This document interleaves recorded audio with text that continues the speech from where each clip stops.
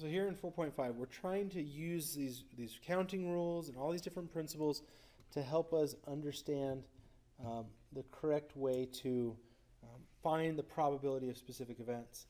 And it's complicated because there's so many different ways of drawing a set of cards that you kind of have to, rather than lay out all the possible options like physically, we have to have ways of saying how many different ways can something be done, and use the combination and permutation and fundamental counting rules, fundamental counting principle to come up with answers in a more efficient way. So, for instance, if I'm trying to draw cards out of a deck and I want to get 4 aces out of 5 cards, so if someone hands me 5 cards, what is the chance of getting 4 aces in that? And so the way that we do this is we look at each of these as events. We have to get 5 cards. So one of the first questions might be asked, what is the total number of ways we can even just get 5 cards? Forget that we want aces. Well, if we talk about all the different ways we could draw 5 cards, there would be 52 cards, and we would choose 5 of them. Now, I'm saying choose instead of pick. It's not a permutation, because at the end of the day, I don't care what order I got the cards in. I just care which cards are in my hand. And so that's all the different ways that we could draw these cards. So if I take a real quick second and do 52, math, go over to PRB, I'm going to do an NCR of 5. There are 2,598,960. So that's 2598960. That is the number of ways I could get 5 cards. But how many of them, of that 2.5 million draws, how many of those actually give me 4 aces? Well, there have to have 2 things happen.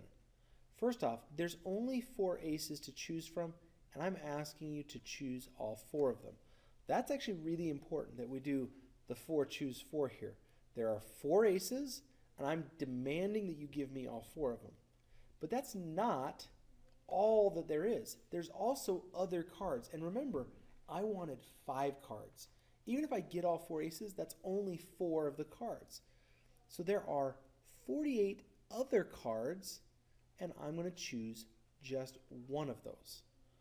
If I calculate 4 choose 4 and 48 choose 1 on my calculator, they come out as 1 and 48. Well, 1 times 48 is 48. So this is the probability of getting 4 aces. There are 48 ways to do it out of the 2.5 million options. I do want to reduce that down.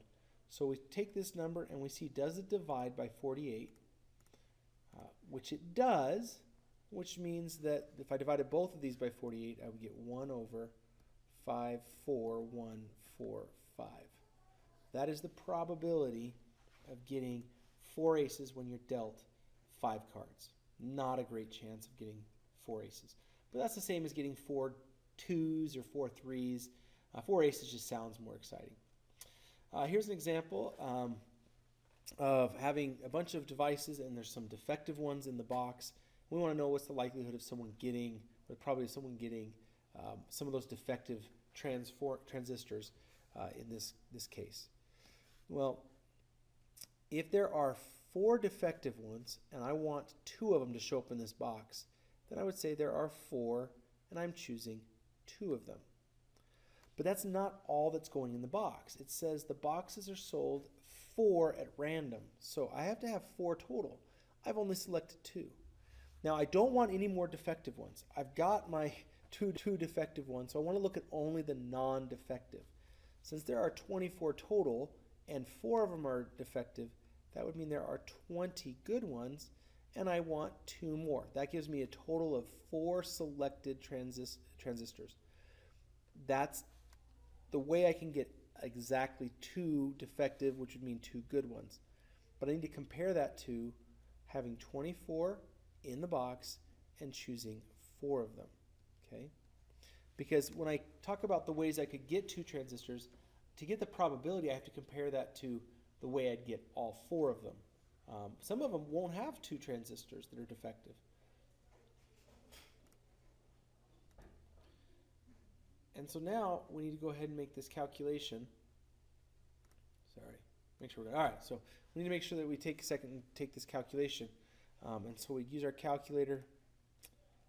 4, math, PRB, option 3, choose 2, is 6. I want 20, math, 3, and I want to choose 2. It's going to give me 190 times 6 is 1140. I want to divide that by 24, choose 4. If you have the right calculator, I don't know if this is any faster, but 24, choose 4, is 10,626.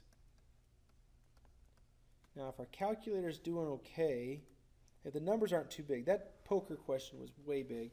If I take 1140 divided by our last answer, I get a decimal for it. I might also be able to turn it back into a fraction, which I can. It's 190 over 1771. I don't care which, I don't care if you use this or if you use the 0.107. You should use either a reduced fraction or a decimal equivalent. For them to be non-defective, none of them to be defective, that means of the 4 defective ones, I want to choose 0, and of the 20 good ones, I want to choose 4. Still over 24, choose 4. Anytime we're choosing 0, that's equivalent to one option. So really it's 20 choose 4 over 24 choose 4. And that would be 20 math PRB 3 4 divided by the 10,626, because it's the same number. Gives me 0.456. Try to turn that into a fraction. 1615 out of that, but I think the decimal here is just as good, 0.456. May be my probability. And then the probability that they're all defective would be 4 choose 4 times 20 choose 0, which is just 1, divided by 10,626. Coincidentally, 4 choose 4 is also 1, so this turns out to be 1 over 10,626, which you could turn into the decimal if you want, or not. I'm just going to keep moving. Maybe you noticed that the numbers on the left of each of these choose adds up to the number on the bottom, and the same can be said for the number on the right. That those always total up. More of the same type of structure here with our situation. We got a store with 6 of these TV graphics and 8 news times. 2 customers are going to come in and purchase a magazine. Find the probability that 1 of each magazine was purchased. That would mean there are 6 of these TV graphics, and the first customer is going to choose 1. The next situation would be 8 of the news time, and the customer chooses 1. This would be me getting 1 of each of the varieties compared to the 14 on the counter and just selecting 2.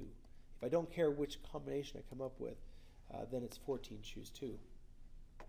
And so we grab our calculator, make a quick calculation.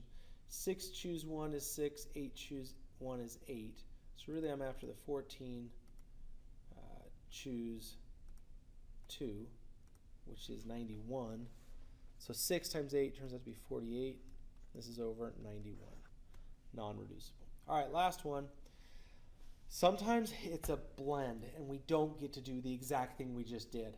One of the reasons why, that this is different, we're doing a combination lock. It consists of 26 letters of the alphabet.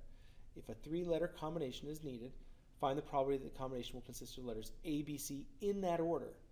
The same letter can be used more than once. This is really important. Because they can be used more than once, I can't do a permutation or a combination. I can't use those rules because those rules replace, every time you use one, you can't go back and make that same choice. But here we're allowed to make the same choice. So I'm just going to go back to standard. How many choices do I have? How many choices do I have? How many choices do I have? So how many ways can I select the 3-digit code? It would be 26 choices on the first, A through Z, and then 26, and then 26. This is the ways it can be done. Total ways. So if I do 26 raised to the 3rd, I can get my number.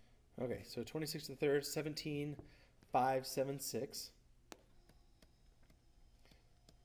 That would be my my denominator. Now, of the ways I choose this, how many ways is going to end up with A, B, C in that order? There's only going to be one time that my first choice is A, my second choice is B, and my third choice is C. And so I end up with 1 over 17,576. Okay. All right, good luck, guys. We'll see you in class.